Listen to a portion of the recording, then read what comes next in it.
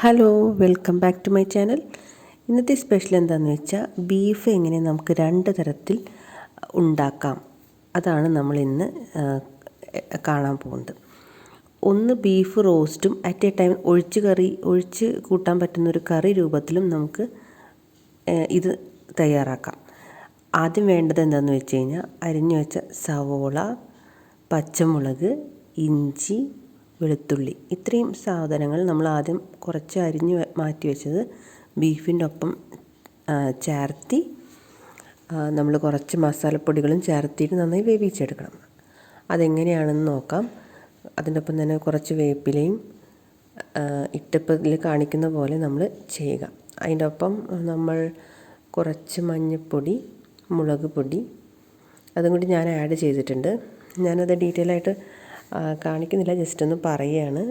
ഇതും കൂടി നമ്മൾ ആഡ് ചെയ്യാം. വേണമെങ്കിൽ കുരുമുളക് എരിവ് കുറച്ച് കൂടുതൽ വേണമെന്നുള്ളവർക്ക് കുരുമുളക് ആഡ് ചെയ്യാം കേട്ടോ. കുറച്ച് മഞ്ഞൾപ്പൊടി, മുളക് പൊടി, പിന്നെ കുരുമുളക്, പിന്നെ ആവശ്യത്തിന് ഉപ്പ്, ഇത്രയും ഐറ്റംസ് ഇട്ടിട്ട് നന്നായിട്ട് ഇത് കൈ കൊണ്ട് തന്നെ നമുക്ക് തിരുമ്പിയെടുക്കാം കേട്ടോ. ഇതിൻ്റെ കൂട്ടത്തിൽ തന്നെ ഞാൻ കുറച്ച് മല്ലിപ്പൊടിയും പിന്നെ അതുപോലെ തന്നെ പെരുംജീരകം കൂടി ചേർത്തിട്ടുണ്ട്. അത് ഓപ്ഷണലാണ്, വേണമെങ്കിൽ ചേർത്തിയാൽ മതി. പിന്നെ കുറച്ച് വെളിച്ചെണ്ണയും കൂടി. വെളിച്ചെണ്ണ എന്തിനാണ് ചേർക്കണമെന്ന് വെച്ച് കഴിഞ്ഞാൽ നല്ലൊരു സ്മെല്ല് കിട്ടും. അതിന് വേണ്ടിയിട്ടാണ് വെളിച്ചെണ്ണയും കൂടി ആഡ് ചെയ്യുന്നത്. ഇത്ര ഐറ്റംസ് ആഡ് ചെയ്തിട്ട് ഈ പറഞ്ഞ പോലെ നന്നായി കൂട്ടി തിരുമ്പി നല്ല രീതിയിൽ മിക്സാക്കി വെക്കുക കേട്ടോ.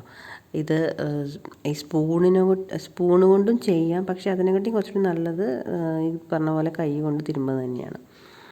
അതിനുശേഷം നെക്സ്റ്റ് എന്താണെന്ന് വെച്ച് കഴിഞ്ഞാൽ വേണ്ടത് നമ്മൾ ചെറുള്ളി, അതുപോലെ തേങ്ങാക്കൊത്ത്, പച്ചമുളക്, സവോള, പിന്നെ വേപ്പില, പിന്നെ മുഴുവൻ, ഇത്രയും സംഭവങ്ങൾ നമ്മൾ ആ സൈഡിൽ വേവിക്കുന്ന സമയത്ത് നമുക്ക് റെഡിയാക്കാം കേട്ടോ. അപ്പോൾ ഏകദേശം വെന്തിട്ട് റെഡി ആയിട്ടുണ്ട്. നമ്മൾ നേരത്തെ തിരുമ്പി വെച്ച ബീഫ് ഇപ്പോൾ നന്നായിട്ട് വെന്തിട്ടുണ്ട് കേട്ടോ.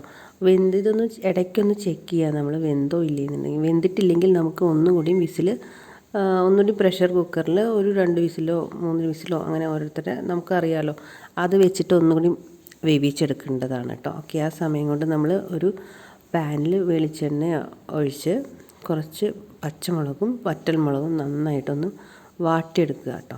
ഇതെന്തിനാണെന്ന് വെച്ച് കഴിഞ്ഞാൽ നമ്മൾ ഫസ്റ്റ് റോസ്റ്റ് പ്രിപ്പയർ ചെയ്യാനാണ്. അപ്പോൾ അറ്റ് എ ടൈം നമ്മൾ 2 കാര്യങ്ങളാണ് ചെയ്യാൻ പോകുന്നത്. ഒന്ന് റോസ്റ്റും അതുപോലെ തന്നെ കറി.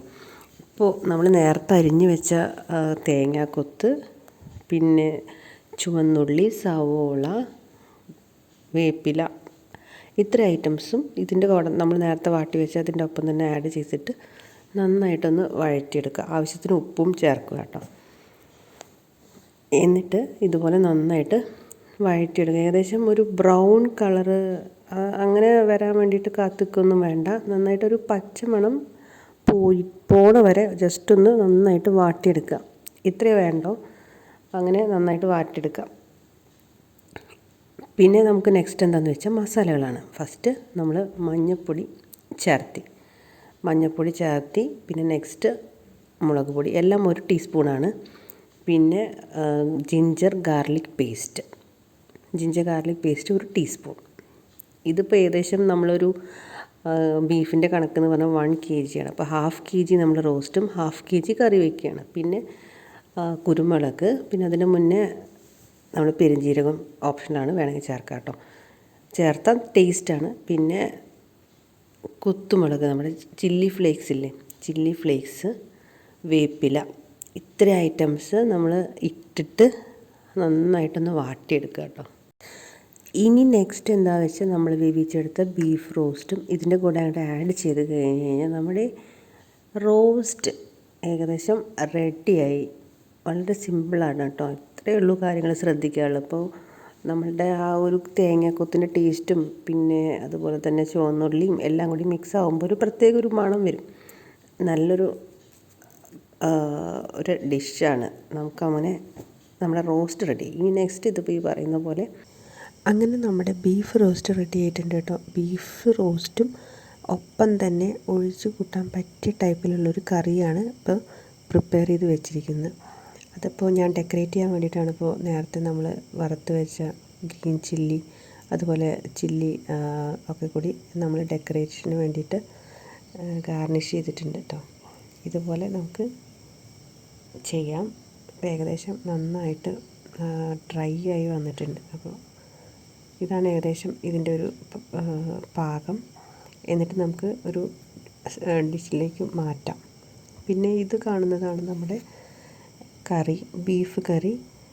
അതും ഇതുപോലെ തന്നെ നമ്മൾ നേരത്തെ ചെയ്തതിന് പ്രത്യേകിച്ചൊന്നുമില്ല. കുറച്ച് മസാലയുടെ കുറവുണ്ടെങ്കിൽ നമുക്കത് വീണ്ടും അഡീഷണലി ആഡ് ചെയ്യാവുന്നതേ ഉള്ളൂ കേട്ടോ. ബീഫ് കറിയിൽ മല്ലിപ്പൊടി, കുരുമുളക് ഈ പറഞ്ഞ ആഡ് ചെയ്ത സംഭവം തന്നെ ഒന്നുകൂടി കുറച്ചധികം ക്വാണ്ടിറ്റി ആഡ് ചെയ്താൽ മതി. അങ്ങനെ നമ്മൾ എളുപ്പം ഒരു ബീഫ് റോസ്റ്റും കറിയും റെഡി ആയിട്ടുണ്ട് കേട്ടോ. ചപ്പാത്തിയുടെ ഒപ്പമാണ് കഴിക്കാൻ ഏറ്റവും കൂടുതൽ ടേസ്റ്റ്. അപ്പോൾ എല്ലാവർക്കും വീഡിയോ ഇഷ്ടപ്പെട്ടു എന്ന് വിചാരിക്കുന്നു. അപ്പോൾ എന്നും പറയുന്ന പോലെ തന്നെ വീഡിയോ ഇഷ്ടമായാൽ ഒന്ന് എല്ലാവരും ലൈക്കും സബ്സ്ക്രൈബ് ചെയ്ത് സപ്പോർട്ട് ചെയ്യണം. ഓക്കെ, അപ്പോൾ വീണ്ടും കാണുന്നവരെ എല്ലാവർക്കും ബൈ, ടേക്ക് കെയർ.